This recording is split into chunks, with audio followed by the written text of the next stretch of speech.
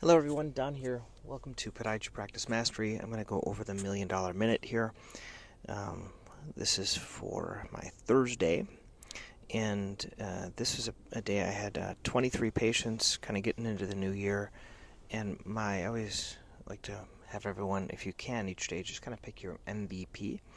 And so my MVP was a 71-year-old man. This is a most valuable patient. He came in for just regular routine care, and he had diabetic neuropathy. And one thing, when anyone comes in for routine care, this is something I find it's kind of low-hanging fruit for a lot of practices. He also had bunions and hammer toes and things like that, so my staff automatically got x-rays. And that is something I find a lot of people don't do. They think, oh, they're here for nail care, we're just going to do nail care. I think looking outside and kind of seeing what else we can treat, I think it's beneficial. And so we did get x-rays. I reviewed the x-rays with him. And then we did the nails and the calluses. He's going to come back on my routine half day that I do with my assistant that's doing the nails for me, or I'm trying to kind of training her. But then he also had really kind of bad calluses, and so he had some okay shoes. This guy was actually an actuary, so he was kind of really into the analytics and wanted to know what's going on and understand a little bit more. And so for him, I recommended making a pair of custom orthotics that would contour high to his arch, because he had kind of a cavous foot with these bad calluses. And so I think it's a benefit, because for me is to think, well, not all routine care patients just need routine care. Like in the past, he was given by another doctor a pair of the diabetic shoes, which he probably would qualify for, but the multi-density inserts, usually most of them are pretty flat, they don't have a very good arch, they're not going to take pressure off the calluses that well. And I think a custom orthotic will do better for him. Okay, so that was the first one. Let's go into the day. EPAT number 3. This is a patient. He had plantar medial heel pain. 79-year-old man. I did EPAT number 3. Office visit, because I always do the office visit the last shockwave. And then he is going to come back in 6 weeks. This is my office where I have radial, which is a Curamedics device, and a softwave that I'm kind of learning how to use that. So I had to make a new template. So I have focused shockwave in my other office and radial, and this one's an unfocused, which is it's a softwave device that I'm getting used to, and I'm trying it out on patients here. Another patient came in, bunion pain, or actually bunion, but nail care as well. 81-year-old. Once again, x-rays again because of the bunion, reviewed the bunion, did the nail care. They're going to be back in 3 months in my half day. So what happens when my half day fills up? Well, then they have to see someone else. So I only have a half day once a week to do that, and it just kind of restricts access. So a lot of times they have to see someone else. Other patient came in. This is fungal visit number 2. So just so everyone knows, fungal visit number 1 is where I do a nail sample, and then they come back in 3 weeks. Then fungal visit number 2 is where they get my package. So they're going to get Lamisil, LFTs. Once a month they're going to do a UV light. Once a week they're going to do a shoe spray, and I do everything else like that. This is what I do for all of my fungal number 2 visits. And so they're going to come back in 3 months to see how they're doing. Another patient came in. This patient came in for Onifix number 2. I don't do a ton of Onifix, but on certain patients that don't have an infection, aren't really, really painful, I did an Onifix, say I saw her back in 4 months, and I put another one proximally to it. And I said the distal one most likely would fall off. Originally I saw her back in 4 months, now I'm going to see her back in 6 months. So I do this for 2 reasons. This really isn't like a largest check for me, so I try to spread out things that I don't want to see back as much. Okay, so it'd be an office visit plus the Onifix. Another patient came in, 73-year-old man, came in. He came in for something that looked like a cyst on the dorsal lateral foot. I thought it was a cyst. I got an x-ray. I couldn't really see it on the x-ray. I thought maybe it was the oblique angle my staff got. I did an ultrasound on it, and it looked more like a bony osteophyte, or like an exostosis. I tried to aspirate it, didn't work, and then I ultimately didn't really do anything for that because it's a bony spur. I talked about possibly removing it. We could surgically just shave it down. But then he also had a nail sample, so I did a concern about nail fungus, so I did a nail sample today, and I'll see him back in 3 weeks. But that cyst itself wasn't a cyst, it was a spur, so x-ray and ultrasound for that one. Other patient came in. This was a patient came in for the 3-month follow-up after taking terbinafine, and I did not see any proximal nail improvement, none at all. So if I don't see any, what I usually do is switch to something else. So I switched her to diflucan once a week, 200 milligrams, and I'm going to see her back in 6 months. So I do 3 months with 1 refill. That's how I do it. That's how Morali does it, my scribe. Also, this patient liked her orthotics and inquired about getting a second pair. She said, hey, I think there was a little coupon in my orthotics when I got them. Can I get the second pair? And I said, sure.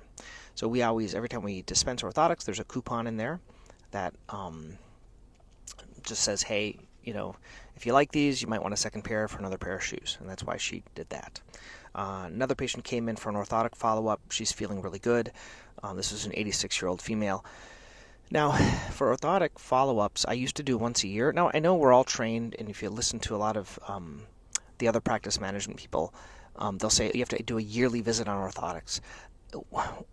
My only qualm for that at this point now is it's not a largest check for me, so I have a established practice that's kind of full, so I'm seeing these less and less often. I'm going to see this one in 2 years, so I'm trying to reduce the lower checks so it'll increase my overall revenue.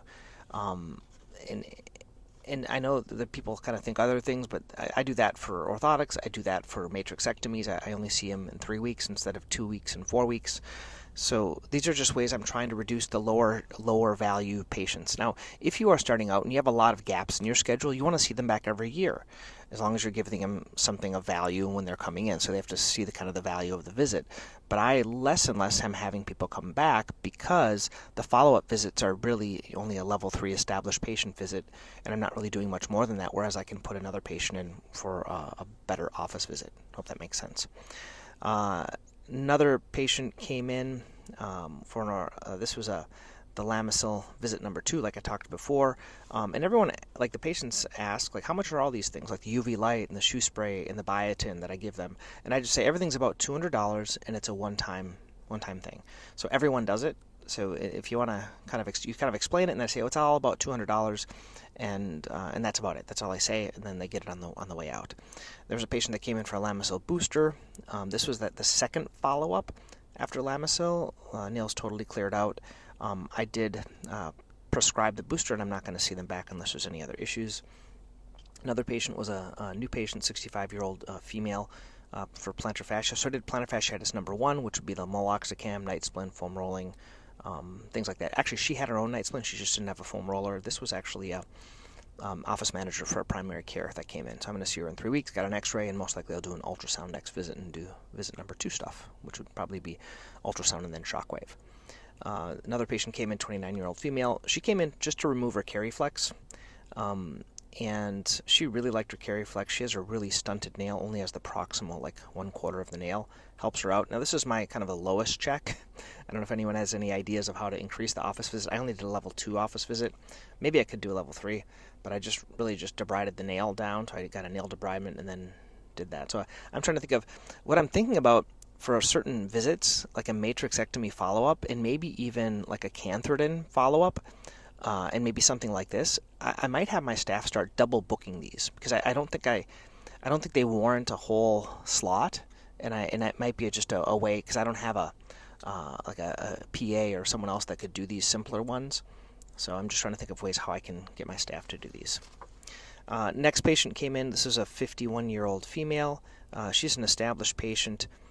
She had continued Achilles pain, and so we set up, since she was treated initially, she had taken her meloxicam a day ago, so I did not do shockwave, but I set up Achilles shockwave 1, 2, and 3 with an ultrasound in the first one.